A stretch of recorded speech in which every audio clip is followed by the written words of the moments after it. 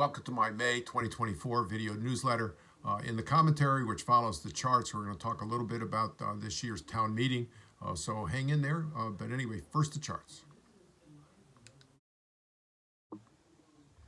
As we look at the charts, we see that we had 8 sales, 8 closings in March, roughly what it's been the last few years. The year-to-date number is down significantly because the January numbers for both 2022 and 2023 were very high. Not so much this year, so we're down 41% year-to-date, and I'll show you that more dramatically on the next chart. Year-to-date median price in Eastham is $812,000. That's up a little over 4% from where we finished out last year. I'm thinking it'll stay roughly there as we move forward, but again, time will tell. Looking at the year-to-date first quarter numbers, we had 17 closings first quarter compared to 29 and 26 for the last few years. Again, down that 41%. And again, mostly because of the January numbers in those other 2 years.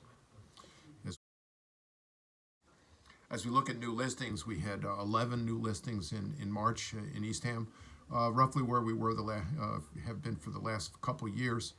Year-to-date is plus 9% from last year. If you look at the January of last year, it was very low. So, but we're cruising along. What's important, though, is that we're not gaining any ground on the active listings. We had exactly the same number of active listings at this time as we had last year.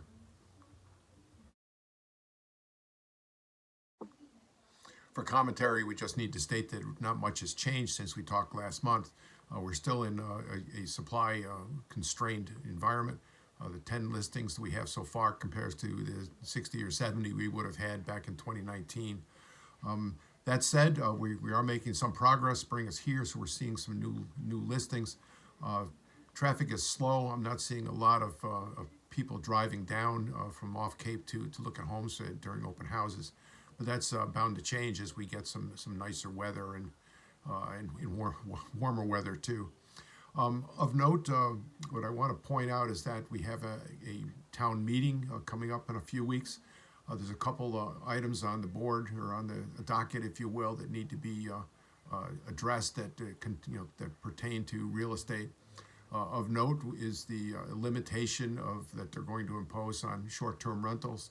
No one entity, be it a small corporation or an individual, can have more than 2 short-term rentals. Of course, the ones who have them today are grandfathered, so they can continue to have them. But if they don't register them 1 year, then their grandfathering will go away.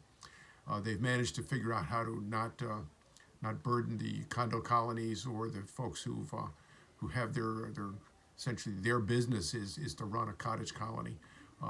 They'll be grandfathered also.